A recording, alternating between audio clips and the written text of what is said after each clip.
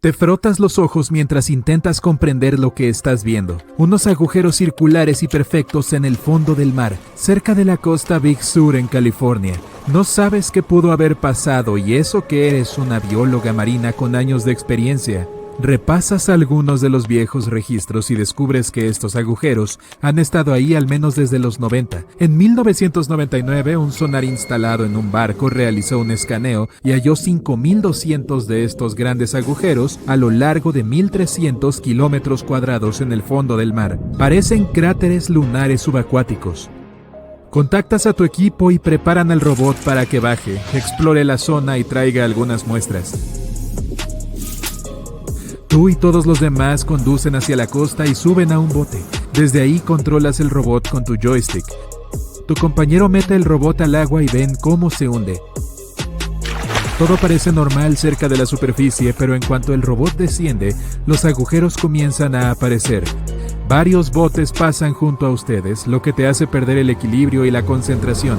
El robot enciende su linterna para que puedas ver mejor, pero a medida que sigue descendiendo, la resolución se vuelve menos limpia. Ya casi llega al fondo. Los agujeros son lisos y tienen formas circulares casi perfectas. Algunos de los agujeros que eran visibles en la lectura del sonar miden más de 9 metros de ancho y 4,5 metros de profundidad. Les muestras las imágenes al resto de tus compañeros y los dejas boquiabiertos. El robot sigue nadando y hallando agujeros por todas partes. Muchos de ellos son demasiado pequeños como para que el escáner los registre desde arriba. Estas microdepresiones son empinadas y tienen algo así como colas que se dirigen en ciertas direcciones. Es posible que las corrientes submarinas hayan jugado un papel en su forma. No importa hacia dónde nade el robot, hay agujeros por todas partes. Tras un par de horas, el robot regresa al bote con muestras. Las llevan al laboratorio para estudiarlas. El robot ha capturado imágenes de basura humana con claridad, pero por ahora las muestras no indican nada alarmante. A pesar de que 1/3 de los agujeros están llenos de basura, no hay nada que explique cómo se formaron. Ya es tarde. Tu equipo regresa a casa. Tú estás a punto de desmayarte en el laboratorio. Quieres hallar la respuesta. Despiertas al día siguiente y mientras preparas el desayuno, se te ocurre que tal vez los agujeros son el producto de unos gases que podrían ser nocivos para la vida marina. Buscas el robot rápidamente y vuelves a navegar hacia el océano. Esta vez ni siquiera piensas en llamar a tus compañeros. Envías el robot al agua y observas la pantalla para controlarlo. El robot desciende al fondo del océano y realiza un registro. Hasta ahora los agujeros parecen seguir cubiertos de basura, pero algunos tienen vida marina dentro, como peces y algas. Después de muchos escaneos, todo parece indicar que no producen burbujas, lo que significa que no hay gases que son expulsados hacia el exterior. Sin embargo, no te darás por vencido tan fácil. Tiempo después llegas a uno de los agujeros más grandes. El robot comienza a escanearlo. Encuentras unas burbujas que provienen de una fuente, pero el robot no logra hallarla. Nada por la zona buscando el lugar, sin éxito. Vuelves a llevar el robot al laboratorio y trabajas en él. Le agregas unos brazos mecánicos que pueden levantar y mover cosas. Lo haces sumergirse en el mismo lugar, pero las burbujas no son tan frecuentes como antes. Usas los brazos para mover parte de la basura y descubres que las burbujas son producidas por un grupo de cangrejos que se pasan el rato junto a una pila de plástico. ¡Lotería! La mala noticia es que aún no tienes ni idea de por qué existen esas microdepresiones y agujeros. Mientras intentas controlar el robot y hacerlo regresar a la superficie, un pulpo lo envuelve con sus tentáculos y lo tira hacia abajo. Luchando contra los controles, activas la potencia máxima, pero el poder de succión del pulpo es demasiado fuerte. Es un juego de tira y afloja entre el pulpo y tu robot. Pensando que es su almuerzo, lleva a tu máquina debajo de una pila de basura, pero usas los brazos para controlarlo y nadar a la superficie. Regresas al laboratorio aún más confundida. El robot ha recolectado más muestras que puedes analizar. Tu ojo está pegado al microscopio. Intentas averiguar qué sucede, pero nada. Decides realizar una prueba de carbono 14 para determinar qué tan viejos son los agujeros. Después de un tiempo, revisas los resultados y quedas aún más desconcertado que antes. Te muestran que los agujeros tienen unos 400.000 años. Por lo tanto, es improbable que la basura sea responsable de todo esto. Pasas varias noches despierta intentando hallar la verdad. Vuelves a reunir a tu equipo y das una pequeña conferencia de prensa sobre el tema. Declaras que todo podría ser preocupante, pero no puedes decir más de lo que sabes. Después de mucho trabajo cerebral, descubres que los agujeros grandes no han cambiado ni estado activos por más de 50,000 años. Lo más probable es que los agujeros más nuevos hayan sido creados por acumulaciones de basura humana al fondo del suelo oceánico. La vida marina reunió parte de esta basura como los plásticos y los componentes de pesca descartados y creó hogares. Esa es la razón por la que 4,500 de los agujeros son más nuevos y tienen basura, pero esto no responde por qué los agujeros aparecieron en primer lugar. Vuelves a estar como al principio. La única manera de ver qué sucede realmente es remover la basura subacuática y estudiarla.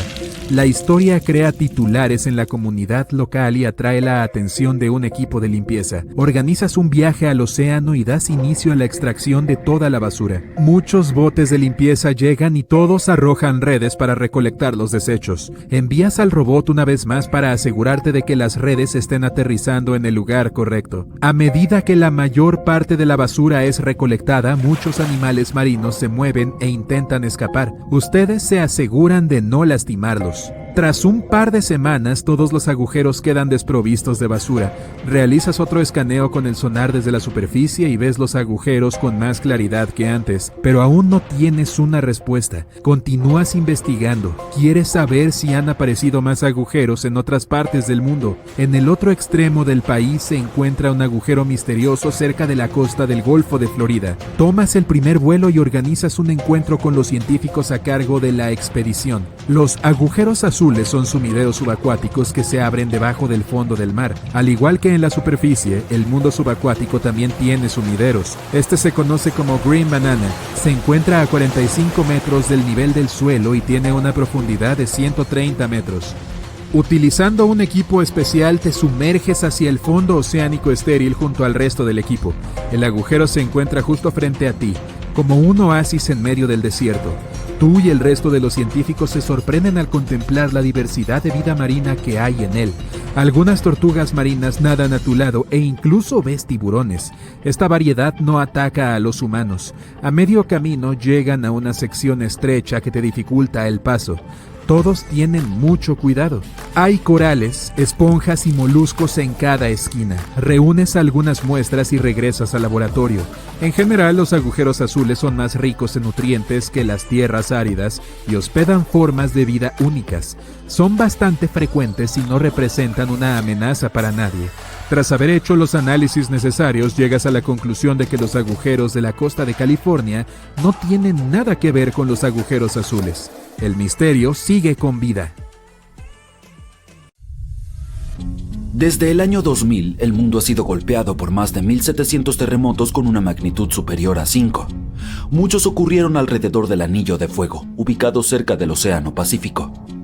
En América del Norte, la mayor amenaza es la falla de San Andrés, que puede provocar un terremoto de una magnitud mayor que cualquier otro y se ha ganado el escalofriante apodo de El Grande.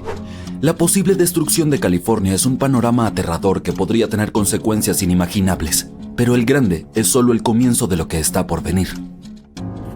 Malas noticias. Los científicos han predicho un fenómeno devastador que ocurrirá en 2030. Nos guste o no, hay un 70% de probabilidades de que experimentemos El Grande, y será un terremoto de magnitud 6,7.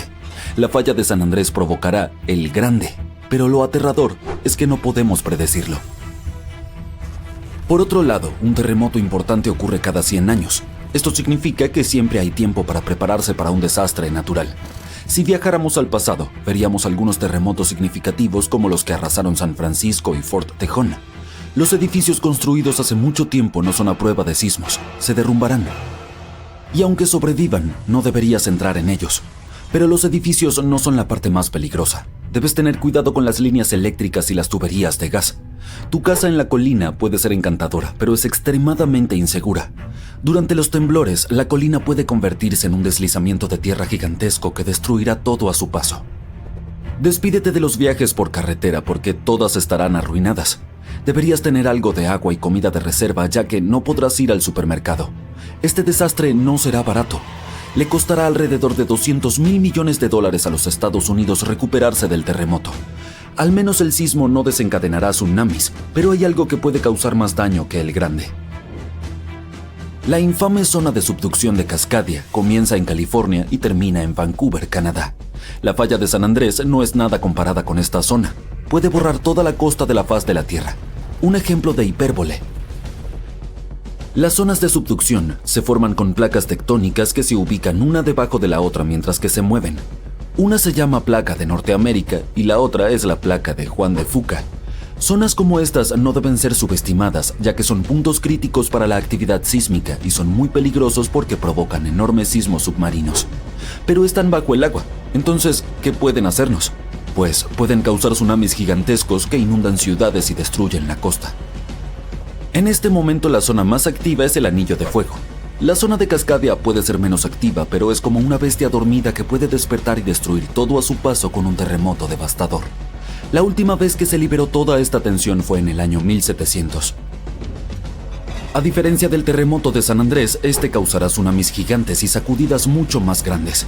Esperemos que te encuentres en un campo abierto en ese momento, ya que la mayoría de los edificios y puentes probablemente serán destruidos. Además, prepárate para las réplicas, ya que serán devastadoras. La naturaleza tampoco se salvará. Los deslizamientos de tierra cambiarán el hábitat de los animales, incluso nuestros hogares cambiarán para siempre. Por suerte, hay una luz al final del túnel y los científicos están haciendo todo lo posible para garantizar nuestra seguridad. Se han implementado nuevas normas. Cada nuevo edificio debe ser capaz de resistir grandes impactos. Están desarrollando modernos sistemas de alerta y cada nueva infraestructura debe cumplir con estrictas pautas antisísmicas. Las placas de Juan de Fuca y la de Norteamérica están unidas, pero no permanecerán así para siempre.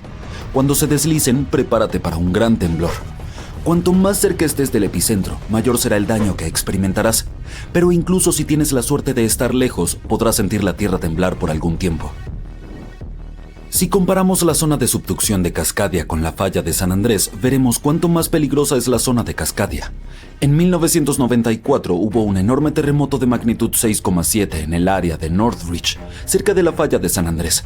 Lamentablemente, muchas personas no sobrevivieron y algunas resultaron heridas. En ese entonces, los edificios no eran a prueba de terremotos y muchos sufrieron daños. La zona de subducción de Cascadia puede causar un terremoto de magnitud 9.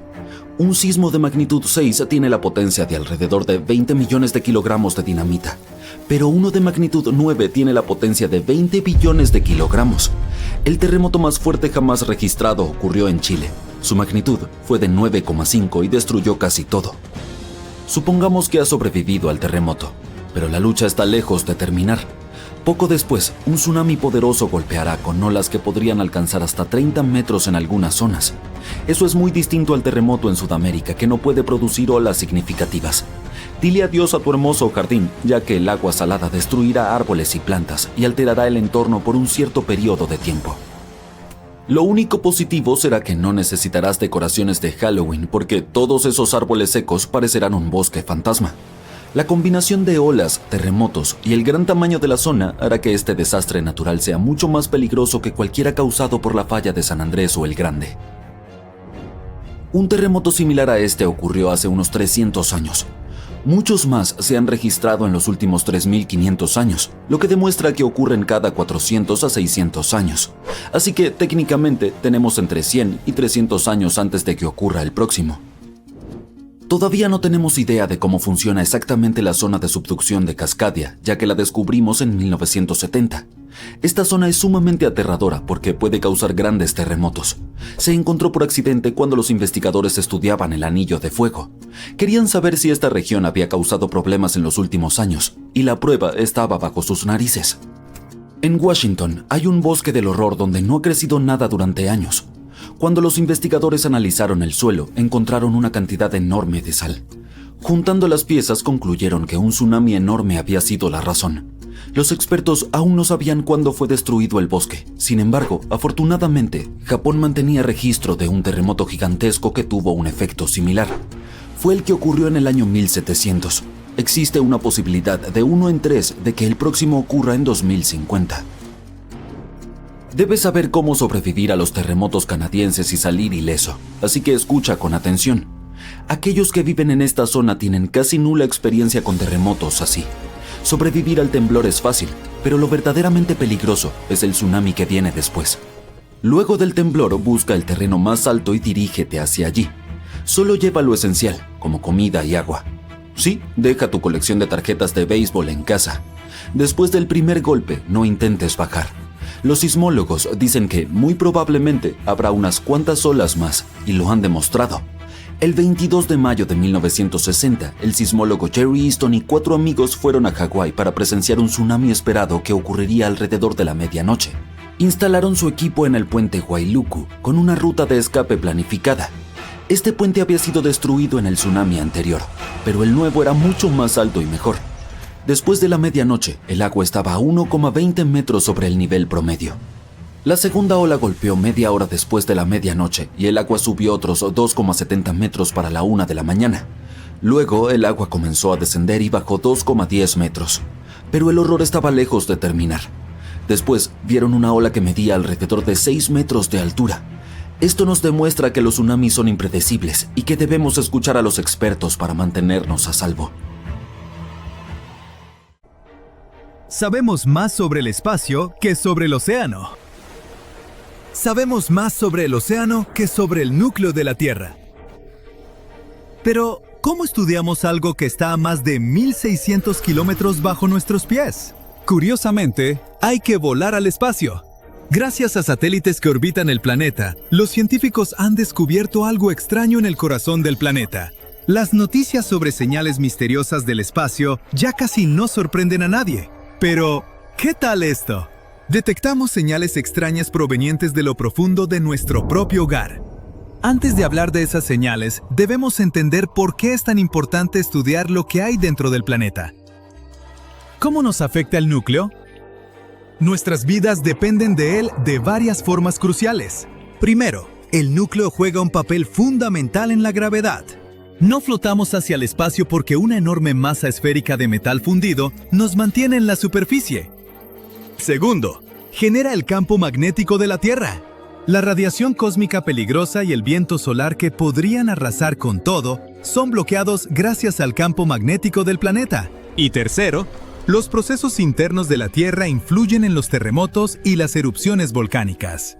Cualquier alteración en el núcleo y el manto puede cambiar la vida en el planeta. Y recientemente, los científicos registraron algo inusual proveniente de allá abajo. A principios de este siglo, Estados Unidos y Alemania lanzaron una misión llamada GRACE, el experimento de recuperación de gravedad y clima. Al principio, este proyecto usó 2 satélites para rastrear cómo se movía el agua alrededor del planeta y cómo se derretían los glaciares. Pero los satélites también podían medir el campo gravitacional de la Tierra. Si la gravedad era ligeramente más fuerte o débil en algunas regiones, uno de los satélites era atraído hacia ese punto y el otro medía el cambio en la distancia. En términos muy simples, entre más pesado es algo, más fuerte es su atracción gravitacional. En ciertas partes del planeta, la gravedad puede ser ligeramente mayor debido a grandes cambios geológicos, corrientes oceánicas o el derretimiento del hielo. Pero entre 2006 y 2008, los satélites GRACE detectaron un cambio extraño en la gravedad a lo largo de la costa de África. El derretimiento del hielo, el movimiento del agua y otros fenómenos naturales no podían explicar la anomalía. Nadie sabía qué era en ese momento. Pero años después, los científicos sugirieron que el origen de esta señal venía del núcleo de la Tierra. Los investigadores notaron que algunos minerales, como la perovskita, pueden sufrir una transición de fase cuando se exponen a enorme presión y calor extremo. Y hay muchas perovskitas en las capas superiores del manto. Cuando la estructura interna de este mineral se reconfigura, se vuelve más denso y desplaza las rocas circundantes. En lo profundo del subsuelo, esta parte sólida más dura mueve la roca fundida más blanda. Estos movimientos alcanzan el núcleo externo fundido y lo deforman ligeramente. Esta deformación dentro del núcleo altera el flujo de hierro fundido, y esta corriente profunda de metal líquido afecta directamente el campo magnético de la Tierra. Por eso los satélites registraron esas fluctuaciones. Entonces, ¿cómo nos afecta todo esto? Lanzamos satélites, usamos brújulas, dependemos del GPS.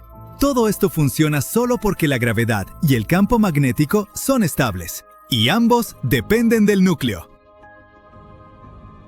Por eso es tan importante estudiar el corazón de la Tierra. Y para hacerlo, no necesitamos excavar miles de kilómetros. Los movimientos en la superficie pueden revelar lo que pasa adentro. Estudiar vibraciones en la corteza, registrar cambios gravitacionales, calcular, modelar y formar hipótesis. Todo suena un poco aburrido. ¿Hay otra forma de descubrir qué pasa allá abajo? Enviamos las Voyager al espacio, y algunas ya salieron del sistema solar. Descendemos a las profundidades de la fosa de las Marianas en batiscafos. Entonces, ¿cuál es el problema con perforar un pozo profundo en la corteza terrestre? La humanidad tiene algo de experiencia con esto. En los años 70, geólogos soviéticos comenzaron a perforar el pozo superprofundo de Kola. Se convirtió y sigue siendo el pozo artificial más profundo jamás creado. Su profundidad alcanza 12 kilómetros, más profundo que la fosa de las Marianas y más alto que el monte Everest. Han pasado más de 50 años y la humanidad no ha ido más profundo que 12 kilómetros. ¿Y sabes dónde comienza el núcleo de la Tierra? A unos 2.900 kilómetros de profundidad. Eso es casi 7 veces más lejos que la distancia a la Estación Espacial Internacional. Para llegar al núcleo, tendríamos que perforar un agujero 230 veces más profundo que el de Kola. Pero ese proyecto se cerró en 1992 y el pozo fue sellado en 2005. ¿Qué nos impidió cavar más profundo? Primero, la densidad de la roca. En las primeras etapas, el taladro cortaba fácilmente el granito, pero a unos 7 kilómetros de profundidad, la roca se volvió mucho más dura. El taladro se rompió varias veces. Los trabajadores tuvieron que cambiar la dirección de perforación para pasar por capas más blandas. Al final, la forma del pozo parecía una serie de luces colgando de un árbol de Navidad. Otro problema fue el calor. Entre más profundo iban los ingenieros, más caliente se ponía. Los científicos esperaban que, pasando los 3 kilómetros de profundidad, la temperatura sería de unos 100 grados centígrados. En realidad, entre más trabajaban, peor se ponía. Al final llegó a 180 grados centígrados. El lugar más caliente de la Tierra es el desierto de Sonora, a lo largo de la frontera entre México y Estados Unidos. Las temperaturas ahí pueden alcanzar los 80 grados centígrados. Eso es la mitad del calor que hay dentro de ese aterrador pozo. Y los desafíos no pararon ahí. A una profundidad de unos 4.500 metros, la roca se volvió porosa. El calor extremo le dio una extraña plasticidad. En lugar de piedra sólida, el taladro tenía que cortar algo más parecido a material ablandado y caliente que era casi imposible de perforar. Además, la estabilidad del pozo se volvió un peligro. A tales profundidades, las paredes podían colapsar en cualquier momento. Para perforar más profundo, la humanidad necesitaría tecnología completamente nueva. Un taladro capaz de trabajar a 260 grados centígrados. Esa es la temperatura que los científicos esperan en el manto superior, ubicado justo debajo de la corteza. Y para llegar ahí, tendríamos que perforar 40 kilómetros hacia abajo, casi 3 veces más profundo que el pozo de Kola. Hay muchos rumores sobre lo que supuestamente descubrieron los ingenieros en ese agujero. La afirmación más popular es que escucharon los gritos de miles de personas atrapadas en el ardiente infierno. Otras historias farsas afirman que los trabajadores enloquecieron después de ver algo horrible en el fondo, y por eso se detuvo el proyecto. Pero si ignoramos estos mitos, ¿qué encontraron realmente los científicos? Aprendieron que el modelo existente de temperatura del interior de la Tierra estaba equivocado. Hacía mucho más calor ahí abajo de lo esperado. Los geólogos pensaban que encontrarían la llamada discontinuidad de Conrad, una transición del granito al basalto. No encontraron tal límite. El verdadero descubrimiento fue un líquido a profundidades increíbles. Los científicos encontraron grietas llenas de agua salada. Esto cambió nuestra comprensión de la corteza. La gente creía que era completamente sólida, pero ahora parece llena de fracturas y canales por donde el agua puede moverse. ¿De dónde vino? Los geólogos piensan que el fluido fue exprimido de las rocas por la enorme presión, como se exprime el agua de una esponja. Pero el descubrimiento más asombroso fue vida. A unos 7 kilómetros de profundidad, los ingenieros encontraron fósiles antiguos de organismos marinos unicelulares. Tenían casi 2.000 millones de años y habían sobrevivido a calor y presión extremos. Imaginemos que un día realmente llegamos al manto. ¿Qué nos daría eso? ¿Qué esperaríamos ver?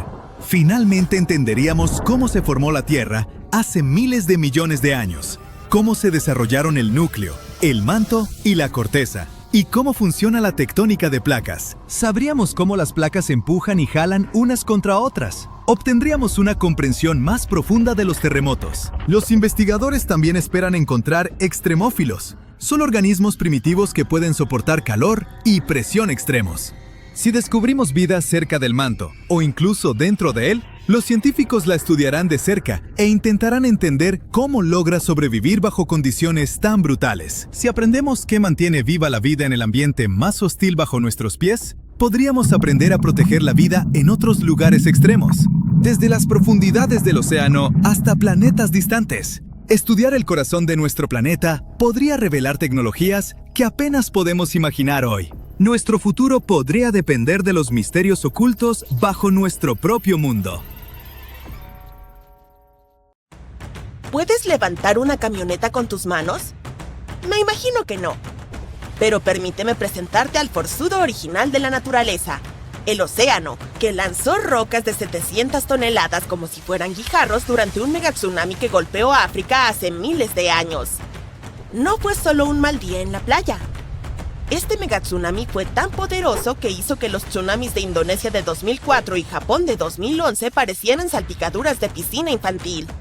Para darte una idea de lo aterradores que ya son los tsunamis comunes, el de Japón produjo olas de 40 metros de altura. El tsunami del Océano Índico fue un poco más pequeño, pero se cobró más de 200,000 vidas en varios países. Ahora, imagina algo mucho peor. Durante mucho tiempo, los científicos pensaron que olas tan grandes eran solo ciencia ficción. Pero luego encontraron estas enormes rocas, gigantes pedazos de piedra arrojados lejos hacia el interior, e hicieron los cálculos. Resulta que solo unas olas de alrededor de 250 metros de altura podrían haber llevado a cabo ese tipo de vandalismo rocoso. ¿Y el culpable? Un volcán que se desmoronó al caer al océano y desencadenó uno de los tsunamis más poderosos que la Tierra haya visto.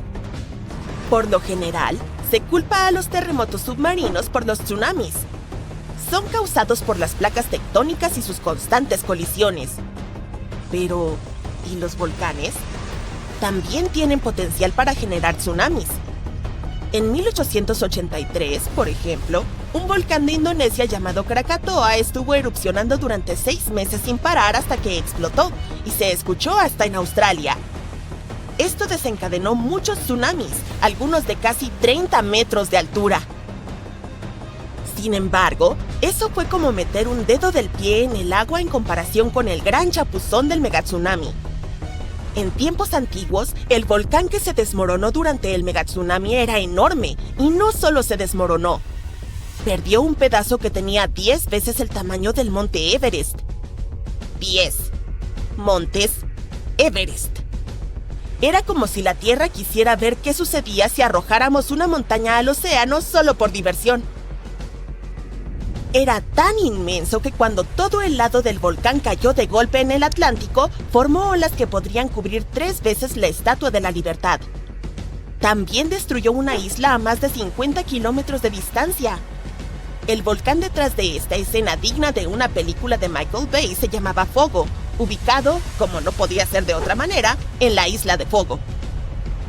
Esta isla es básicamente un único volcán que emergió del mar gracias a un punto caliente de magma, un lugar en el océano donde una gran cantidad de magma escapa y entra en erupción, como un volcán submarino. Con el tiempo, este magma se enfrió y se apiló como panqueques hasta que, ¡voilá! Tras 7 grandes erupciones, la isla salió del océano como si estuviera jugando al escondite. ¡Sorpresa! ¡Es un volcán! Pero la dramática entrada de Fogo también era una bomba de tiempo.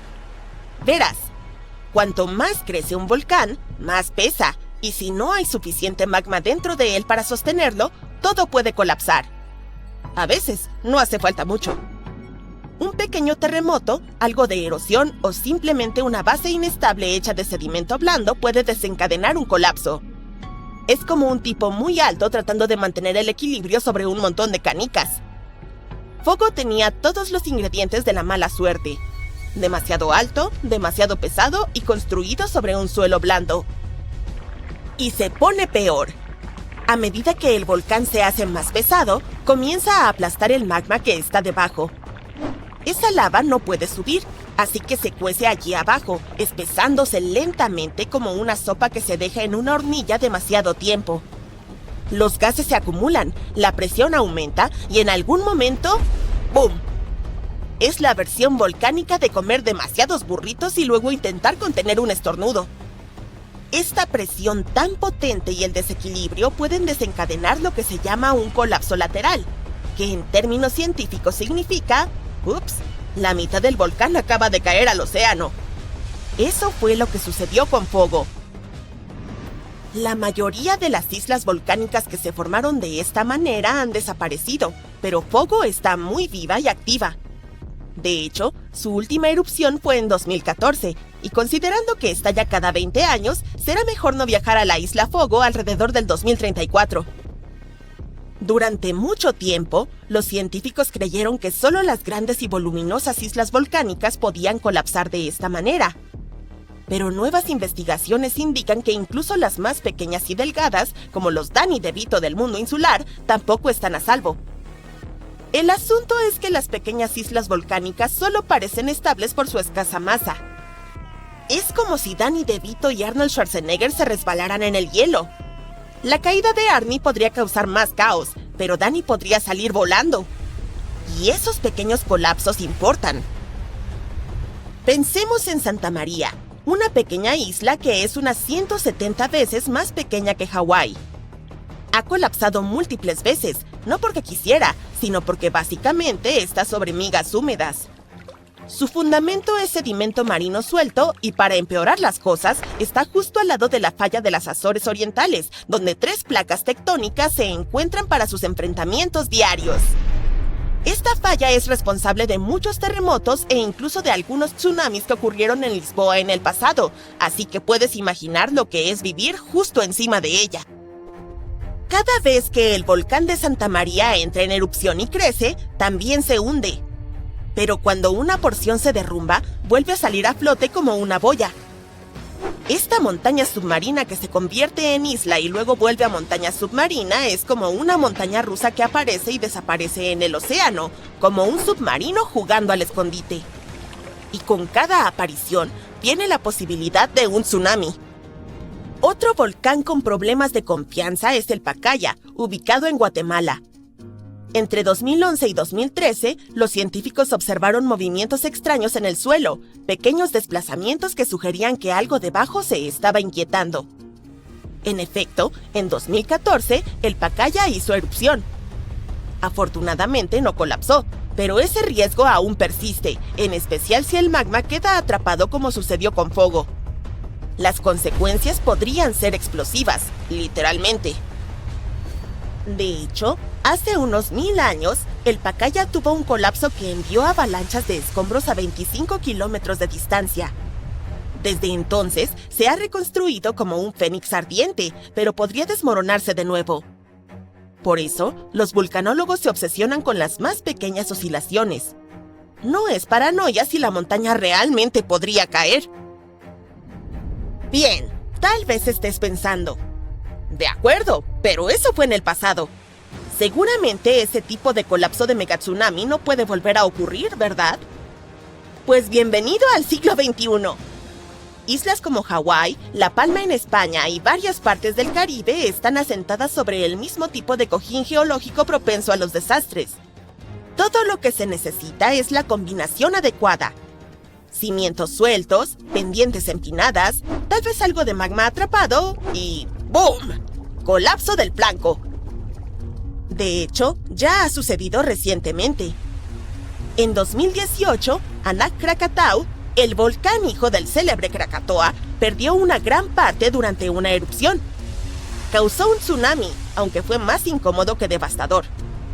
Como un volcán que perdió sus pantalones en el escenario. Vergonzoso, pero superable.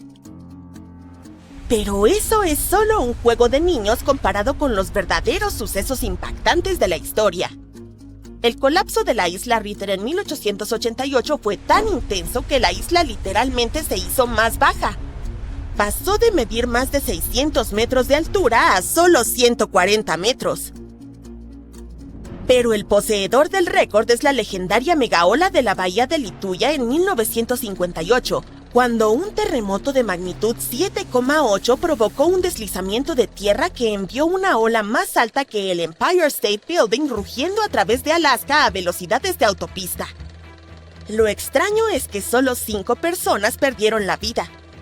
Sin embargo, por otro lado, la senda de destrucción que dejó atrás...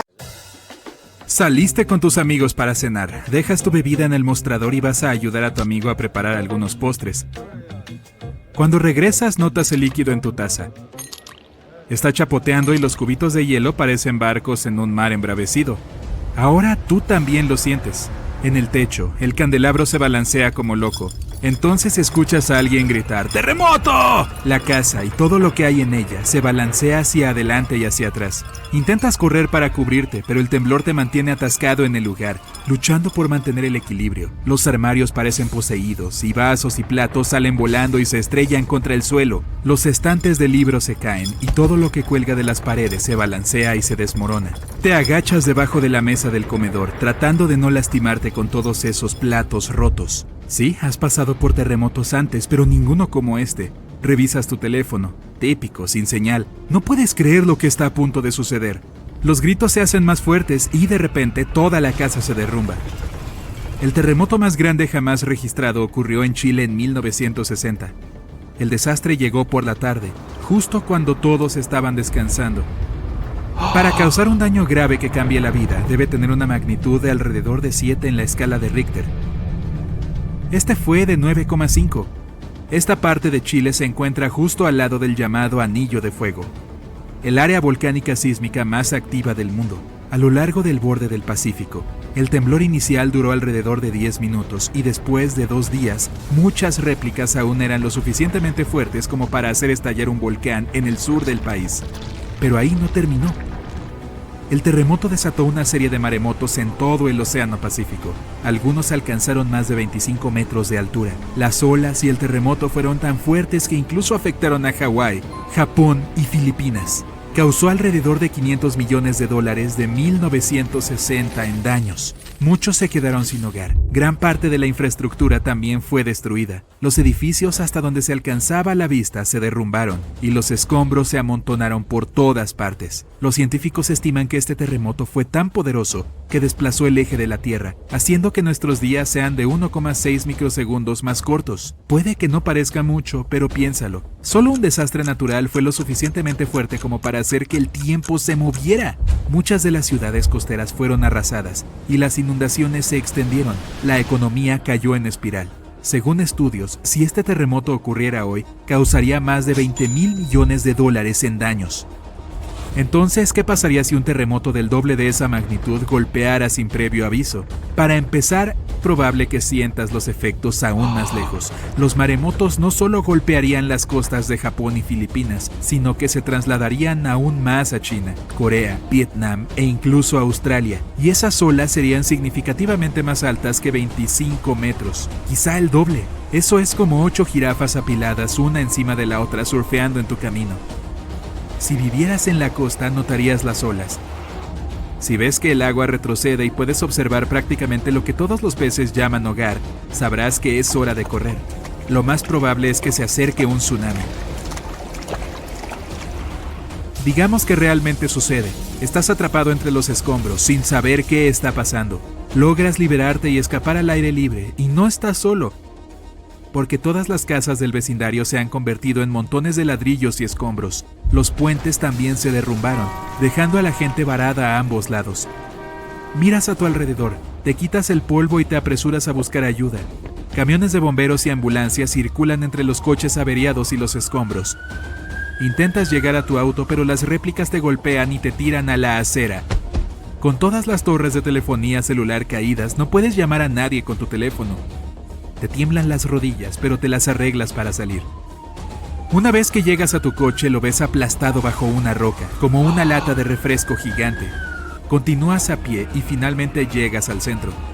Parece como si un gigante se hubiese enojado y derribado todos los edificios. Sigues adelante y tratas de ver si puedes encontrar ayuda. Sin previo aviso, tu teléfono vibra. Lo revisas y ves 1000 notificaciones sobre un terremoto de magnitud 20. Todavía estás temblando, pero eres solo tú. El suelo está quieto por ahora. Escuchas algo en la distancia, corriendo hacia ti. A tu derecha ves maremotos tan altos como edificios que se acercan. Aún en estado de shock, sin saber qué hacer, ahora recobras el sentido y corres. Ni siquiera sabes qué camino tomar. Hay un tsunami justo detrás de ti y frente a ti hay edificios derruidos y rocas y concreto aún cayendo por todas partes. Espera, hay un edificio que de alguna manera todavía está en pie. Necesitas subir a esa cosa. Llegas al ascensor pero está atascado. No es sorprendente. Subes las escaleras lo más rápido que puedes, tropezándote con vidrios rotos y yeso, pero siempre logrando volver a pararte. Miras por una ventana y ves el agua. Está tan cerca. Estás casi en la cima. Unos cuantos metros más y... ¡Uy! El agua entra en el edificio y te arrastra hacia abajo al menos 2 pisos. Apenas puedes ver nada. Aún así, sabes que debes nadar, pero el agua sigue empujándote hacia abajo. Después de unos 30 segundos logras nadar hasta salir y continúas subiendo hasta la cima. Te arrastras hasta el último piso y te derrumbas en el techo. Estás a salvo, por ahora. El maremoto sigue siendo fuerte, abriéndose camino a través del devastado centro de la ciudad. Tu teléfono ahora está fuera de servicio y es inútil. Tienes una vista perfecta de 360 grados de tu ciudad, cubierta de agua y escombros. El suelo empieza a temblar de nuevo. Piensas en quedarte sentado hasta que todo esto termine, esperando un helicóptero de rescate. Pero luego una fuerte explosión que casi te rompe los tímpanos sacude el suelo aún más. A lo lejos, el humo se eleva y pronto cubre todo el cielo. La oscuridad esconde el sol de la mañana. Ahí es cuando puedes ver la lava disiparse en el aire y aterrizar cerca. Esta forma un río que fluye hacia la ciudad, cuadra por cuadra. Con tanto movimiento sísmico y la alta intensidad del terremoto, las placas tectónicas del mundo se han desplazado de modo que el magma se abre camino hacia la superficie de la Tierra. El vapor comienza a salir y entonces el calor te golpea. Ves que el magma cubre el suelo con una manta, devorando todos los coches a su paso. Lo peor es que el magma está derritiendo los cimientos de los edificios que lograron resistir el terremoto y el tsunami. Los edificios en la distancia ahora están hundiéndose y colapsando en la piscina de lava que ha reemplazado a tu ciudad. Uno a uno, todos descienden. Eso significa... El edificio en el que estás parado también se tambalea. Está a punto de fallar. Ahí es cuando ves la luz. Miras hacia arriba y ves un helicóptero arriba en la distancia. Agitas los brazos, corres, saltas, cualquier cosa para llamar la atención. Y funciona. El helicóptero hace algunos círculos y finalmente te lanzan una escalera de cuerda. A medida que te levantan en el helicóptero, observas bien el mundo debajo de ti mientras se mueve como fideos en un colador. Aterrizas a unas pocas millas y un médico te trata de inmediato en un centro de triaje de emergencia. Fuiste uno de los afortunados. Un año después, el agua del tsunami ha retrocedido. La lava que fluía hacia el interior se ha enfriado, pero todo ese magma cambió permanentemente el suelo debajo de él, y toda la ciudad desapareció. El desastre arrojó a todo el país a una pesadilla financiera que durará décadas. Se necesitan meses para inspeccionar la ciudad, asegurándose de que no haya cables eléctricos peligrosos o tuberías de gas rotas en ninguna parte. Están reconstruyendo tu ciudad más al interior de donde estaba la antigua. En otras ciudades reconstruyen directamente sobre las ruinas. En otros, simplemente deciden trasladar a todos a una ciudad cercana. Si todos los volcanes de la Tierra entraran en erupción al mismo tiempo, tendríamos alrededor de 1500 de estas formaciones estallando de una vez. Por lo general, solo entre 10 y 20 volcanes están activos por día, pero ¿cómo se vería el mundo si todos explotaran al mismo tiempo? Los geólogos piensan que no sería nada bonito. Aunque solo los volcanes terrestres entraran en erupción juntos, eso desencadenaría una reacción en cadena mucho peor que cualquier cosa que hayamos visto antes. Los dos grandes problemas serían las cenizas y los gases volcánicos. Mientras que las explosiones y la lava serían dañinas para las personas cercanas, el verdadero peligro reside en lo que sucede después. Una capa gruesa de ceniza cubriría el planeta bloqueando completamente la luz solar. Sin la luz solar no hay fotosíntesis, lo que significa que los cultivos desaparecerían y las temperaturas bajarían considerablemente. Y toda esta nube de ceniza podría permanecer en la atmósfera durante 10 años.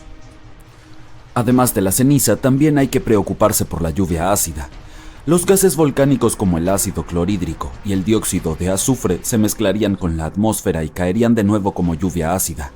Este tipo de clima dañaría las aguas subterráneas y las superficies oceánicas. Aunque los humanos encontraran una manera de sobrevivir hasta este punto, no tendríamos corales ni otras criaturas marinas a nuestro alrededor. Los científicos han observado sucesos similares en la historia de la Tierra, aunque a menor escala. Las grandes erupciones volcánicas han sido vinculadas con extinciones masivas. Cuando el monte Pinatubo entró en erupción en 1991, enfrió partes del mundo durante 2 años. Pero el dióxido de carbono adicional de estas erupciones también podría calentar el planeta de la misma manera en que encendemos la estufa para darle una capa crujiente a nuestra comida. Los geólogos también mencionaron que hay evidencia en la atmósfera de que fenómenos semejantes tal vez ocurrieron en el pasado distante. Durante el período Cretácico, los niveles de dióxido de carbono eran mucho más altos que hoy en día, lo que impedía que la vida marina prosperara. ¿Quiénes sobrevivieron a todo esto? Probablemente solo algunos extremófilos, esos organismos que prosperan en condiciones extremas como fuentes termales o respiraderos submarinos profundos. En cuanto a los humanos, podríamos mantenernos a salvo en búnkeres subterráneos hasta que las cosas mejoren, o construir múltiples estaciones espaciales para albergarnos a todos. Las posibilidades de que todos los volcanes hagan erupción al mismo tiempo, sin embargo, son muy escasas. Eso se debe a que no hay una fuente gigante que suministre calor a todos los volcanes de la Tierra. Cada una de estas aberturas tiene su propio depósito de magma, excepto en algunos casos en los que comparten el suministro. Por ejemplo, en 1912, Nova Rupta, en Alaska, hizo erupción junto con otro volcán porque compartían magma. Los científicos también han encontrado evidencia de magma oculto bajo áreas volcánicas como debajo de la zona de Taupo, en Nueva Zelanda. Este magma puede extenderse horizontalmente largas distancias, pero sigue siendo una característica local. Incluso si consideramos todo el magma bajo Taupo como un sistema, no está conectado con otras áreas volcánicas como Indonesia o Filipinas. Debido a que la gran mayoría están aislados, los volcanes no pueden sincronizarse para erupcionar al mismo tiempo. El magma proviene de diferentes procesos, como la descompresión del manto o la adición de agua al manto a través de la subducción. No hay forma de hacer que estos diferentes volcanes erupcionen juntos debido a cómo funcionan las placas tectónicas. Eso no significa que no veremos actividad volcánica interesante en el futuro. Hay un área submarina cerca de Columbia Británica donde recientemente se han registrado alrededor de 200 pequeños terremotos por hora. En el suelo del Océano Pacífico, frente a la costa de la isla de Vancouver, el magma está a punto de hacer erupción, calentando el agua tanto que burbujeará como soda. Sin embargo, es probable que este hecho pase inadvertido para cualquiera que no sea científico. La primera erupción tal vez ocurrirá a unos 5 kilómetros debajo de la superficie del océano. Los científicos explicaron que estos terremotos varían desde magnitudes negativas hasta 4,1, lo que significa que solo sentirían cualquier temblor quienes estén cerca. Esta actividad poco común nos brinda una oportunidad especial para estudiar cómo se comporta la corteza terrestre. Se estima que el magma debajo del fondo del océano alcanza casi 800 grados centígrados, pero se enfriará rápidamente al entrar en erupción y al contacto con el agua. Esta roca líquida se solidificará al entrar en contacto con el fondo marino y se volverá negra rápidamente. Este fenómeno también será útil para los biólogos, quienes tendrán la oportunidad de estudiar la respuesta de los animales marinos a cualquier cambio, como por ejemplo, ¡corre! La Antártida, a menudo vista como un vasto continente helado, también guarda una sorpresa volcánica bajo su superficie congelada. Los investigadores han identificado más de 130 volcanes solo bajo la capa de hielo occidental, así que esta región volcánica es la más grande de la Tierra. La mayoría de estos volcanes, alrededor de 90, fueron descubiertos en un estudio de 2017. ¿Pero podría alguno de estos volcanes antárticos entrar en erupción? Depende de cuál estemos hablando. Aunque estas formaciones son geológicamente jóvenes, es difícil para los científicos determinar si aún están activas o no. Solo hay 2 volcanes activos confirmados en la Antártida, la isla Decepción y el monte Erebus. Este último, que se alza como la montaña más alta del continente, ha estado en constante erupción desde al menos 1972. Es conocido por emitir gases y vapor y a veces incluso arrojar rocas en las llamadas erupciones estrombolianas. Una de sus características más notables es un persistente lago de lava en su cráter, un fenómeno raro debido a las condiciones específicas necesarias para mantener la superficie fundida. Por ejemplo, está alimentado por un suministro constante de magma desde lo más profundo del manto terrestre. Este flujo continuo de roca fundida proporciona el material para que exista el lago de lava. También cuenta con temperaturas ambientales bajas. A pesar de su ubicación en la Antártida, el Erebus tiene temperaturas relativamente agradables en su cima debido al calor generado por la actividad volcánica. Esto permite que el lago de lava permanezca líquido en lugar de congelarse. La isla Decepción, una isla volcánica activa, entró en erupción por última vez en los años 70. Aunque no muestra signos de una erupción inminente, se está monitoreando de cerca por cualquier actividad preocupante. Además de estos 2 volcanes confirmados como activos, la Antártida está salpicada de fumarolas, aberturas en la corteza terrestre que liberan gases y vapores. A veces estas fumarolas pueden crear torres de hielo que alcanzan alturas de 3 metros. En lo que deberíamos enfocarnos es en los supervolcanes. Son los que tienen el potencial de producir las erupciones más potentes y destructivas. A diferencia de los típicos que tienen un solo conducto, los supervolcanes tienen una vasta cámara de magma debajo de la superficie que abarca decenas o incluso cientos de kilómetros de diámetro. Sus erupciones pueden tener efectos catastróficos en el área circundante e incluso afectar los patrones climáticos globales debido a las cantidades de ceniza y gases que liberan en la atmósfera. Un famoso supervolcán es el de Yellowstone, que algunos dicen que se está preparando para otra erupción. Tiene la capacidad de desatar una erupción colosal que expulsaría más de 1000 kilómetros cúbicos de material. Pero aunque nos gustaría predecir su comportamiento, los volcanes no siguen un calendario. Por el contrario, las erupciones ocurren cuando hay suficiente magma debajo de la superficie. También debe haber bastante presión para que el magma viaje hacia arriba. Y hasta donde podemos medir, estas condiciones no se cumplen en la actualidad en Yellowstone. Claro, muchos volcanes operan en un patrón cíclico, pero eso no significa que Yellowstone esté atrasado. De hecho, ha tenido solo 3 grandes erupciones en los últimos 2 millones de años. Además, el término supervolcán se refiere al tamaño de la formación, no necesariamente a lo peligroso que pueda ser. La monitorización de Yellowstone es exhaustiva. Se rastrea la sismicidad, la deformación del suelo, las emisiones térmicas, los gases, la química del agua y los cambios en la superficie. Los signos de una posible erupción incluirían miles de terremotos en un corto lapso. También veríamos antes una deformación en el suelo y emisiones extrañas de gases. Por estable que parezca por ahora, las consecuencias de una gran erupción serían desastrosas. La dispersión de cenizas podría cubrir un radio de 800 kilómetros y alterarían la agricultura del Medio Oeste y obstruirían las vías fluviales. ¿Ves esta gran mancha bajo el agua cerca de la orilla? Es un arrecife de coral. Te invita a nadar más cerca, pero ten cuidado. Si llegas ahí, podría ser el último nado de tu vida. Aléjate del arrecife. ¿Pero por qué? ¿Por qué son tan peligrosos los arrecifes de coral? Vamos a descubrirlo. Primero, adivina qué es un arrecife de coral. ¿Un acantilado submarino? ¿Rocas? ¿Un paisaje costero? ¿Algún lugar donde viven las conchas? Cerca, pero no es cierto. En resumen, un arrecife de coral es un ser vivo. Lo que vemos en aguas tropicales poco profundas son colonias de organismos llamados pólipos de coral. Son parientes lejanos de las medusas y las anémonas con superpoderes asombrosos. Pueden absorber el calcio del agua. Al hacerlo, convierten el calcio en rocas calizas duras. Estas rocas, como bloques de construcción, forman arrecifes de coral sólidos y se asientan en el fondo marino. Pero hay arrecifes de coral blandos que parecen plantas. Flotan libremente con las corrientes, se mecen en distintas direcciones y parecen pulsar bajo el agua. No tienen bloques de coral sólidos, pero pueden desarrollar núcleos parecidos a árboles para mantener su posición.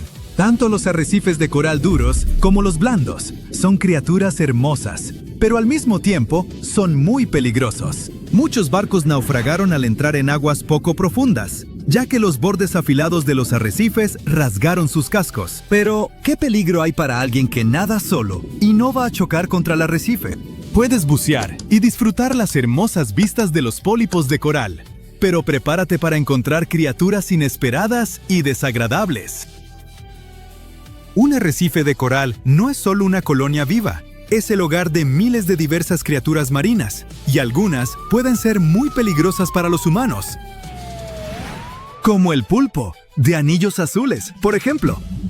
Es una criatura diminuta que seguro notarás, gracias a las manchas brillantes en su cuerpo. Pero no lo toques con la mano, ya que es una de las criaturas más venenosas de la Tierra.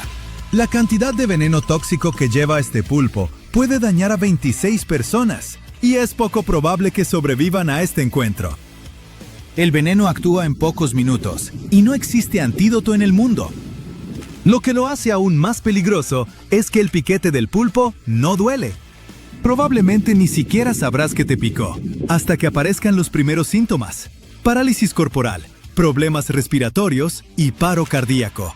Pero aunque no notes al pulpo y pases de largo, probablemente notarás a la medusa de caja, cuyos tentáculos pueden alcanzar varios metros de largo. Parece una criatura del espacio profundo, y más vale que no te acerques. La medusa de caja es considerada la criatura más venenosa del mundo. Hay células especiales en sus tentáculos que liberan una toxina llamada nematocistos. En los últimos 100 años, unas 70 personas perdieron la vida tras encontrarse con estas medusas. Pero lo más probable es que el número sea mucho mayor. Simplemente no conocemos todos esos casos. A diferencia del piquete indoloro del pulpo de anillos azules, el encuentro con una medusa de caja sí duele. Otro habitante peligroso de los arrecifes de coral es una roca.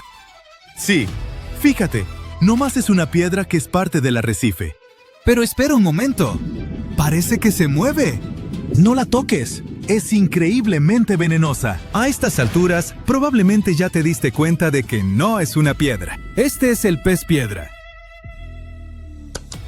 Y este tipo con esa cara de pocos amigos es uno de los peces más venenosos del planeta. ¿Ves esas pequeñas púas a lo largo de su lomo?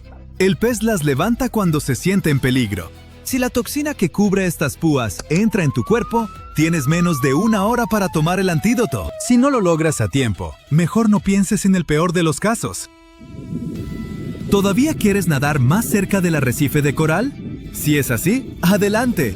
Hay otras criaturas aterradoras ahí. Esta, por ejemplo, no finge ser una roca o algo inofensivo. Se ve peligrosa. Y es peligrosa. Es la morena. Estas serpientes submarinas no son venenosas, pero encontrarse con ellas puede ser desagradable. Pueden morder de forma muy dolorosa, pero solo si las molestas en sus madrigueras. ¡Claro! Probablemente no querrás provocar a estas criaturas, pero podrías acercarte sin querer a su madriguera sin saber que viven ahí y picarla con el dedo. Una vez que lo hagas, prepárate para el contraataque. Por cierto, las morenas son tóxicas porque comen algas y peces tóxicos. Sin embargo, no pueden usar esta toxina contra ti a menos que intentes comértelas. Al acercarte al arrecife de coral, puedes encontrarte con una daga voladora. Este es el pez aguja, un pez delgado y rápido, con nariz afilada y dientes espinosos como agujas. Nada cerca de la superficie, junto a los arrecifes de coral a gran velocidad. Y luego, salta del agua y vuela a una velocidad de 60 kilómetros por hora. Muchas personas han reportado haber sido gravemente heridas por este amigo. Esta parece alambre de púas con forma de estrella. Cientos de agujas afiladas cubren el cuerpo de la estrella de mar corona de espinas. Y más vale que no las toques. Cada espina en su cuerpo contiene toxinas peligrosas que causan dolor, náuseas, hinchazón e incluso pueden provocar un choque anafiláctico. Los arrecifes de coral no son solo un lugar para pasar el rato, sino también comida. Esta estrella de mar saca su estómago, cubre la superficie del arrecife con él y absorbe sus nutrientes. Es como sacado de una película de terror de ciencia ficción. Pero no creas que los corales son algo aterrador y peligroso. De hecho, los arrecifes de coral son de las cosas más útiles del océano. Incluso salvan vidas. ¿Sabías que las líneas de arrecifes de coral amortiguan el impacto de los tsunamis y protegen las costas de las inundaciones? Algunos arrecifes grandes, como la Gran Barrera de Coral, son el límite entre el mar abierto y las aguas poco profundas. Se extienden a lo largo de la costa y forman un muro protector que sirve de barrera contra tsunamis y deslaves. Durante una tormenta, los arrecifes de coral rocosos dispersan las olas grandes y suavizan su impacto en la costa. Pero lo más padre es que los corales ayudan a que tu perfil de Instagram se vea mejor. ¿Qué? Sí, así es. ¿Conoces esas hermosas fotos estilo paraíso, donde el agua cerca de la orilla es azul y la arena de la playa es blanca? Pues la arena obtiene este color único gracias a los corales. Como ya sabes, los cuerpos de los corales están hechos de carbonato de calcio. Cuando las olas y las tormentas destruyen los corales, arrastran estas partículas de calcio directamente a la orilla. Además de los corales, pequeños trozos de conchas marinas trituradas también terminan ahí. Con el tiempo, capa por capa, se acumulan para formar playas de arena blanca. Por cierto, los peces loro también participan en la creación de esta belleza. Estos pececitos se alimentan de algas que se pegan a los arrecifes de coral, así que también consumen trozos de coral junto con su comida. Luego, cuando están llenos, liberan las partículas de coral que eventualmente se convierten en la arena blanca. Uno de estos peces libera unos 90 kilogramos de desechos de coral al año. Así que, en cierto sentido, esta arena blanca aparece porque los peces loro hacen del 2. Los arrecifes de coral son antiguos. El arrecife promedio crece a un ritmo de aproximadamente 1.8 centímetros por año. Y ahora, mira sus tamaños. La Gran Barrera de Coral se extiende por más de 2.300 kilómetros y ha estado creciendo durante 8.000 años. Ha estado aquí desde que la gente empezó a desarrollar la agricultura, domesticar animales y construir los primeros asentamientos. Y algunos arrecifes son mucho más antiguos. Por eso es tan importante preservar esta maravilla natural única, y los humanos terminan destruyéndolo. A menudo cuando los barcos chocan accidentalmente contra los arrecifes de coral. Cuando esto sucede, arruina el hogar de miles de criaturas marinas. Los ecosistemas oceánicos se ven gravemente afectados.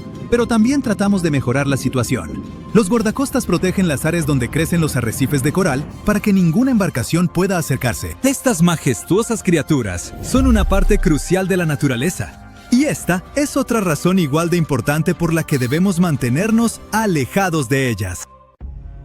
Son las 7:59 AM cuando un hombre se despierta bruscamente en su cama por una poderosa y misteriosa fuerza. Mientras intenta averiguar qué está sucediendo, una gigantesca columna de agua de 30 metros de altura ya avanza hacia su ciudad natal. En 20 minutos, la mayoría de sus amigos y familiares pierden la vida cuando una pared de agua del tamaño del cielo arrastra edificios, árboles y automóviles. Y esto puede ocurrirte en cualquier momento. Es el día después de Navidad en 2004. Miles de turistas de Europa y América están disfrutando de las playas tropicales en Tailandia, Sri Lanka e Indonesia, cuando un poderoso terremoto submarino golpea la costa occidental del norte de Sumatra, Indonesia. Es un terremoto de magnitud 9,3, el más fuerte jamás registrado en Asia. Provoca uno de los tsunamis más grandes de la historia, el tsunami del día de San Esteban, que se cobra la vida de 230.000 personas en unas pocas horas. La ciudad de Banda Aceh, en Sumatra, Indonesia, hogar de 260.000 personas, es la más cercana al epicentro del terremoto. Menos de media hora después del sismo, enormes olas de hasta 10 pisos de altura golpean la ciudad. Más de 60.000 personas pierden la vida de inmediato. La destrucción es tan severa que casi nadie en su camino sobrevive. A continuación, el tsunami golpea Tailandia. Las olas avanzan a una asombrosa velocidad de 804 km por hora a través del Océano Índico. Alcanzan las costas de Phang Nga y Phuket aproximadamente 90 minutos después. A pesar de un intervalo de tiempo tan considerable, tanto los locales como los turistas son tomados completamente por sorpresa. Muchos bañistas incluso caminan hacia la playa, curiosos por la extraña retirada del mar, solo para ser golpeados por una imponente muralla de agua. Casi 5.400 personas, incluidos 2.000 turistas extranjeros, no sobreviven ese día en Tailandia. Una hora después, el tsunami golpea el sureste de India, cerca de Chennai. Las olas llenas de escombros avanzan kilómetros tierra adentro y se cobran la vida de más de 10.000 personas. Sri Lanka enfrenta una devastación aún peor. La isla pierde más de 30.000 personas y cientos de miles se quedan sin hogar.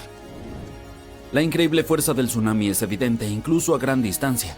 8 horas después, se cobra sus últimas víctimas en Sudáfrica, a más de 8.000 kilómetros del epicentro del terremoto. Allí, olas inesperadas sorprenden a los nadadores. Investigadores del Centro de Investigación de Tsunamis de la NOAA explicaron que la destrucción fue causada por la inmensa potencia del terremoto. Se originó en una falla de megaempuje, que es donde las placas oceánicas pesadas se sumergen debajo de placas continentales más ligeras. Estas fallas son las más grandes del mundo y se encuentran bajo el agua. El terremoto de 2004 rompió un tramo de 1.450 kilómetros de las placas india y australiana, 50 kilómetros bajo el lecho marino. Además, en lugar de un rápido sacudón, el terremoto duró 10 minutos y liberó una cantidad inimaginable de energía. Durante el evento, enormes secciones del lecho marino se elevaron 40 metros hacia arriba, lo que es un montón. Un movimiento tan repentino envió olas ondulantes colosales a través del océano. Imagínalo como tirar una enorme piedra en el agua. Lo que pasa es que las olas de tsunami no son como esas olas de surf que podrías imaginar. No, se asemejan a un río de aguas rápidas y embravecidas que inunda todo a su paso. Si te atrapan, es casi imposible sobrevivir. Si las poderosas corrientes no te arrastran, los escombros flotantes lo hacen. Por eso, durante los terremotos suele haber muchas heridas y menos pérdidas de vidas. Con los tsunamis ocurre lo contrario. Hay muchas menos lesiones que muertes porque es demasiado difícil sobrevivir. Los tsunamis catastróficos como el de 2004 son raros. Por eso India y Sri Lanka no tenían antecedentes de tales desastres. Esta falta de experiencia combinada con la ausencia de sistemas de alerta hizo que las consecuencias del desastre fueran aún más trágicas. La gente no sintió el terremoto porque estaban lejos del epicentro. Y al no haber señales naturales de advertencia, ni alertas oficiales, ni antecedentes de tsunamis, las olas que golpearon las costas abarrotadas tuvieron efectos devastadores. Por cierto, el Océano Pacífico es el más grande del planeta. Es donde ocurren la mayoría de los terremotos y tsunamis. Tsunamis localmente dañinos azotan algunas partes de este océano aproximadamente una vez cada 1 o 2 años. El 76% de los tsunamis fatales registrados tuvieron lugar en el Pacífico. Y el 99% de las víctimas de tsunamis son causadas por tsunamis locales o regionales que ocurren con mayor frecuencia y golpean rápidamente. Pero entonces surge una pregunta. ¿Podría ocurrir nuevamente un tsunami tan devastador como el del día de San Esteban? Desafortunadamente la respuesta no es muy sencilla. De hecho, se ha establecido un sistema de alerta en el Océano Índico. Su objetivo es advertir a las naciones costeras sobre posibles tsunamis. Sin embargo, el comportamiento humano sigue siendo un desafío crítico. Esto se hizo evidente durante un simulacro real en 2012. En ese momento, muchos residentes de Banda Aceh, Indonesia, simplemente ignoraron las torres de evacuación después de una alerta de tsunami. La gente nunca aprende, ¿verdad? La red de alerta del Océano Índico utiliza sensores de presión submarinos ubicados cerca de las líneas de falla de las placas tectónicas. Estos detectan cualquier cambio y transmiten datos a las boyas de superficie, las cuales los envían vía satélite a los centros de control en tierra. Las autoridades analizan la información y deciden si emiten alertas y evacúan las áreas en riesgo. ASEC, situado sobre una de las fallas más activas del mundo, implementó salvaguardias adicionales. Instalaron sirenas en las ciudades costeras y las personas reciben alertas en sus teléfonos celulares. Además, hay torres de evacuación, estructuras de concreto reforzado capaces de albergar a 500 personas. Son zonas seguras especiales. Las autoridades llevaron a cabo pruebas sobre cuán preparados estaban los habitantes. En 2009, 18 países del Océano Índico participaron en un simulacro de evacuación que simulaba un gran terremoto. Miles de comunidades costeras participaron en este simulacro y los funcionarios concluyeron que el ejercicio había sido un éxito. Avancemos rápidamente hasta la primera prueba real del sistema en abril de 2012. Un terremoto submarino de magnitud 8,6 al oeste de ASEC desencadenó advertencias de tsunami. Y aunque no hubo olas significativas, toda la situación reveló fallas críticas. Muchos residentes ignoraron las torres de evacuación y en su lugar optaron por huir en auto o motocicleta. Esto provocó embotellamientos en toda la ciudad, con personas varadas en áreas vulnerables a un potencial tsunami. Fue un caos. Algunos residentes incluso regresaron a la playa para buscar señales del evento, algo extremadamente peligroso para la vida. Así que, aparentemente, aún queda mucho por hacer en cuanto a la supervivencia frente a tsunamis, pero lo que debes saber de memoria son las señales de un evento inminente. Primero que nada, está el fuerte temblor del suelo.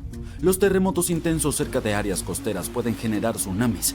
Si notas que el agua en la playa comienza a retroceder a una velocidad alarmante, exponiendo el lecho marino a arrecifes y peces varados, corre. Luego puede haber sonidos oceánicos inusuales. Ten en cuenta que un fuerte ruido rugiente, similar al de un tren o motor de avión, puede acompañar a un tsunami que se aproxima. Si detectas alguno de estos signos de advertencia, no esperes las órdenes oficiales de evacuación. Abandona de inmediato las áreas costeras bajas y desplázate a terreno más elevado tan rápido como puedas. Si estás en casa, asegúrate de que los miembros de tu familia estén informados sobre el tsunami y sigan la orientación oficial. Debes recordar que los tsunamis generados localmente pueden golpear en minutos, por lo que tienes que actuar con rapidez. Si es un tsunami distante, es posible que tengas más tiempo para evacuar. Si no tienes la oportunidad de trasladarte tierra adentro, refúgiate en edificios altos de concreto reforzado. Evita quedarte en viviendas pequeñas o casas en áreas bajas. Si estás en un bote, mantente alejado de la costa. La actividad de los tsunamis no es tan peligrosa en aguas profundas. Por lo tanto, evita regresar al puerto durante una alerta. Si ya estás en el puerto, consulta con las autoridades portuarias para obtener orientación. Si te resulta posible moverte a aguas profundas, hazlo de manera ordenada. Puede ser más seguro para los propietarios de pequeñas embarcaciones abandonar su nave y dirigirse a terreno más alto. Y siempre prioriza moverte a un terreno elevado sobre salvar tus pertenencias. Si vives en una zona costera, también puedes tomar algunas medidas para proteger tu propiedad de antemano. Dado que la mayoría de las olas de tsunamis miden menos de 3 metros, podrías considerar elevar tu casa, lo que puede reducir los daños. También puedes consultar a un ingeniero para evaluar y reforzar tu hogar. Y por último, no olvides proteger las edificaciones anexas y crear cercas que les permitan a los animales llegar a terrenos más altos. Los techos salen volando como si fueran de papel. Enormes árboles son arrancados del suelo. Las líneas eléctricas se rompen y dejan los vecindarios a oscuras. Las calles se inundan como ríos. Las casas quedan en ruinas. Así es el paso de un huracán. Después de que el viento se calma, comienza el verdadero caos. Personas varadas, sin agua potable, carreteras destruidas. Las tormentas han estado creciendo desde hace unos 5.700 años. Y lo más aterrador es que en los últimos 20 años ha habido un gran aumento. Pero empecemos desde el principio. Este es Belice, un pequeño país situado en la costa noreste de América Central. Y este es el Gran Agujero Azul, un enorme y profundo sumidero submarino de unos 125 metros de profundidad y a unos 800 kilómetros de la costa de Belice. Se formó hace 10.000 años, cuando los niveles del mar subieron después de la última era de hielo. Un equipo de científicos llegó a Centroamérica para estudiar el lodo de las profundidades del Gran Agujero Azul. Extrajeron una larga muestra de sedimento, que básicamente son capas de material que se han asentado con el tiempo. Te podrías preguntar, ¿cómo están conectadas las tormentas tropicales con este sedimento? Veamos. Los ciclones tropicales son grandes tormentas giratorias que se forman sobre aguas cálidas del océano. Absorben calor del mar y lo lanzan hacia el cielo. Y sí, pueden ser muy destructivos, con vientos superfuertes, lluvias intensas e inundaciones por grandes olas. Y los núcleos de barro, como el que los investigadores extrajeron, son en realidad registro de tormentas tropicales. La muestra que tomaron medía 30 metros de largo, lo que la convirtió en la más larga encontrada en esa área. Así es como funciona. Cada año, 2 capas delgadas de sedimento se asientan en el agujero cuando el clima está tranquilo.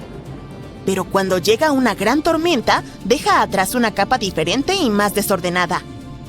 Entonces, al observar estas capas, los científicos pueden determinar cuántas tormentas afectaron ese lugar en los últimos 5.700 años.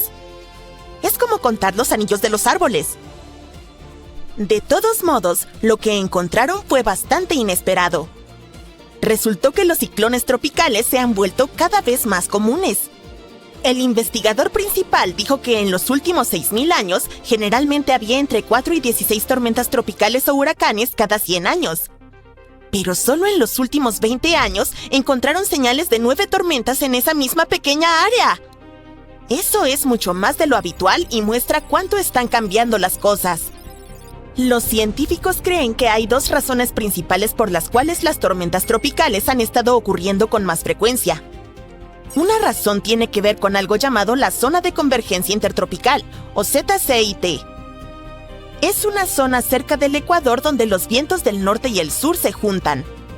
Ese lugar tiene baja presión atmosférica, mucha humedad y un montón de tormentas eléctricas. Justo encima de ella está la parte del Océano Atlántico donde nacen la mayoría de los huracanes. Incluso tiene un nombre oficial: la Región Principal de Desarrollo de Huracanes. Normalmente, la zona de convergencia intertropical, ZCIT, se mueve hacia el norte en verano y hacia el sur en invierno debido a los cambios en las temperaturas del océano. Sin embargo, en los últimos miles de años se ha ido desplazando, lentamente, cada vez más hacia el sur. Por eso, el área donde suelen formarse las tormentas también se ha movido hacia el sur. Esto significa que las tormentas ahora se están formando y dirigiéndose hacia partes más bajas del Atlántico que antes. La segunda razón del reciente aumento en las tormentas son las crecientes temperaturas oceánicas. La Tierra se ha calentado y el océano también. Y los océanos cálidos facilitan la formación de tormentas más poderosas. Este aumento probablemente significa que esta parte del mundo podría ver muchas más tormentas grandes en el futuro. Si las cosas siguen como van, los científicos piensan que el Caribe podría ser golpeado por hasta 45 tormentas tropicales y huracanes para finales de este siglo. Eso es mucho más de lo que el mundo ha pasado durante los últimos 5.700 años. Hay demasiados cambios que influyen en la situación, que crean las condiciones perfectas para que se formen más tormentas y se vuelvan realmente intensas, y muy rápido. Pero si piensas que las tormentas se están volviendo más intensas solo sobre el océano, déjame hablarte del continente. Un montón de tormentas realmente peligrosas, incluyendo tornados, tormentas de polvo e incendios forestales, atravesaron varios estados del medio oeste y del sur de los Estados Unidos en marzo de 2025. Al menos 42 personas perdieron la vida y la magnitud de la devastación es enorme. Lo aterrador es que la mayor parte de esta destrucción no ocurrió en la habitual línea conocida como Callejón de los Tornados. El Callejón de los Tornados es un apodo para una parte de Estados Unidos donde los tornados ocurren con frecuencia. Se extiende por lugares como el norte de Texas, Oklahoma, Kansas, Missouri, partes de Luisiana, Iowa, Nebraska e incluso el este de Colorado. Pero esta vez, las tormentas golpearon lugares como Mississippi, Arkansas y Alabama. Los expertos habían advertido que esto podría suceder. A principios de 2025, dijeron que los tornados podrían comenzar a aparecer seguido más al este de lo habitual. Y eso es exactamente lo que está ocurriendo. Uno de los principales expertos en meteorología dijo que los habitantes de los valles del Mississippi y Tennessee deberían prepararse para una primavera difícil. Hay más residentes en estas áreas que en las zonas tradicionales de tornados, y muchos de ellos viven en casas móviles o edificios sin sótanos, lo que los pone en mayor riesgo cuando se producen fuertes tormentas. Un tornado es un tubo giratorio de viento extremadamente fuerte que desciende de las nubes de tormenta y toca el suelo. Pueden ser realmente peligrosos.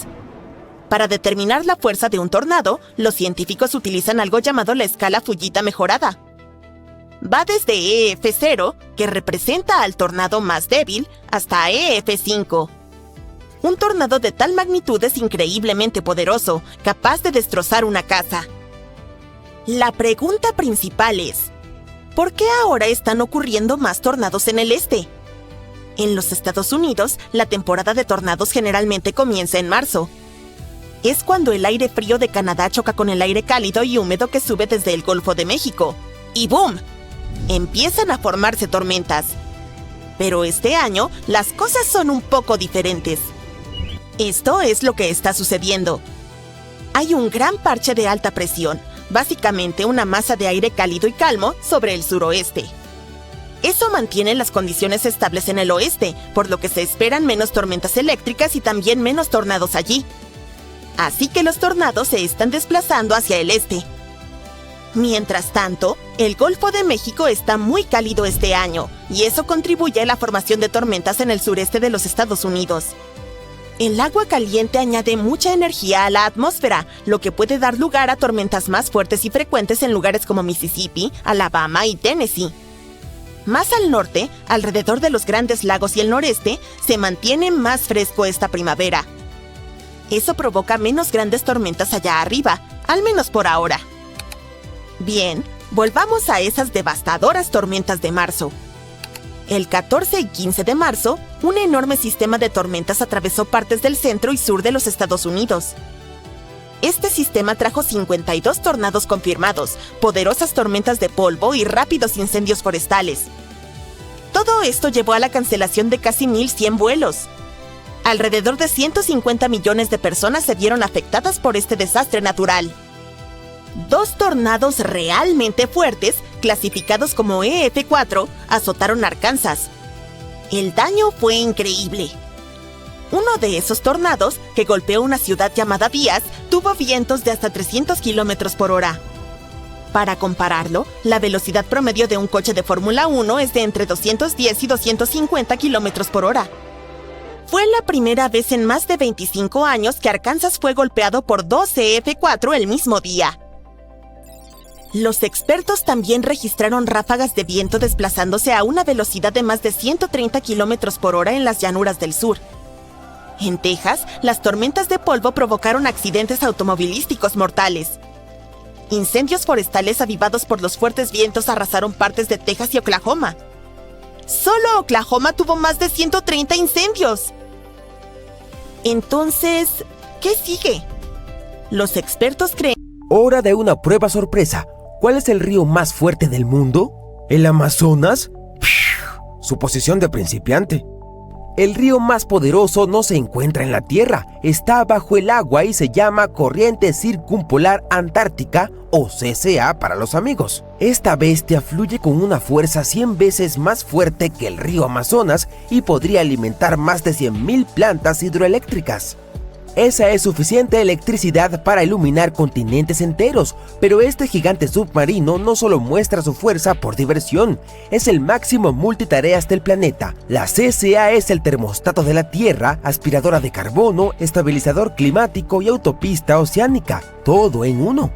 Pero aquí viene la parte no tan divertida. Los científicos han detectado una señal de alerta seria. La corriente circumpolar antártica se está desacelerando. Y no solo un poco, estamos hablando de hasta un 20% más débil para el 2050. Si esta tendencia continúa, enfrentaremos un caos climático que podría hacer que tu peor lunes parezca un día en el spa. Así que tal vez sea momento de preocuparse un poco. Bien, entonces, ¿qué es la CCA de todos modos? Para aprender más sobre ella debemos sumergirnos profundo en el océano, figurativamente. La corriente circumpolar antártica es la única corriente oceánica que fluye alrededor del planeta, rodeando el frío continente de la Antártida como un cinturón de agua. A diferencia de otras corrientes que se ven interrumpidas por continentes, esta tiene una pista despejada, nada más que océano abierto, por lo que fluye sin interrupciones a través del pasaje de Drake entre Sudamérica y la Antártida.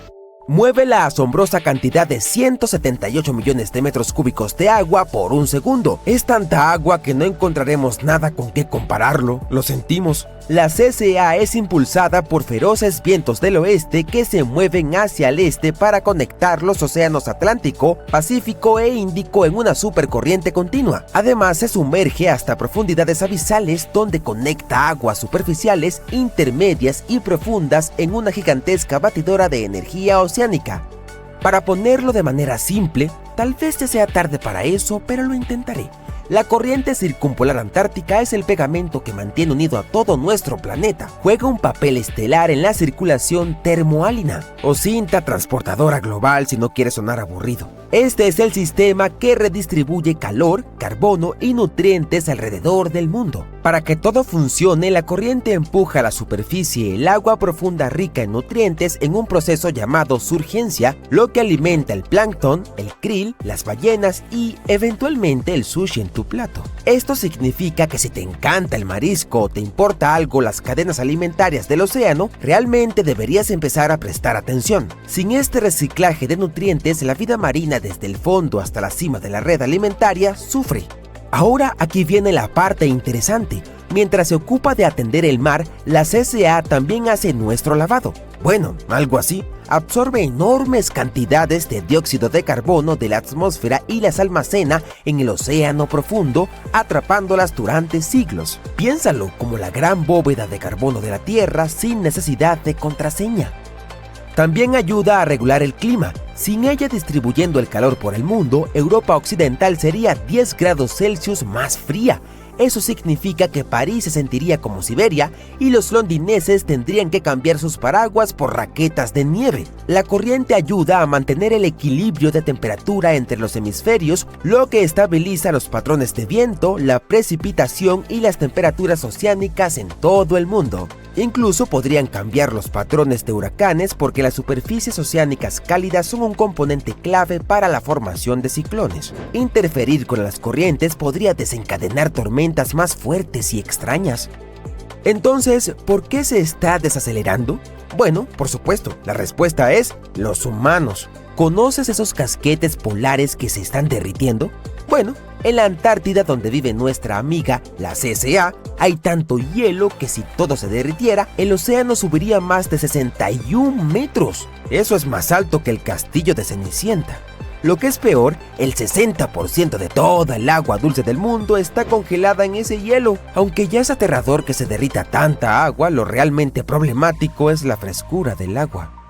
Verás, la corriente circumpolar antártica, ACC por sus siglas en inglés, depende de que el agua fría y salada del océano austral sea densa y pesada para que pueda hundirse, lo cual ayuda a impulsar la corriente hacia adelante con una reacción en cadena. Pero cuando el agua dulce de los glaciares que se derriten se vierte en el océano, diluye la salinidad.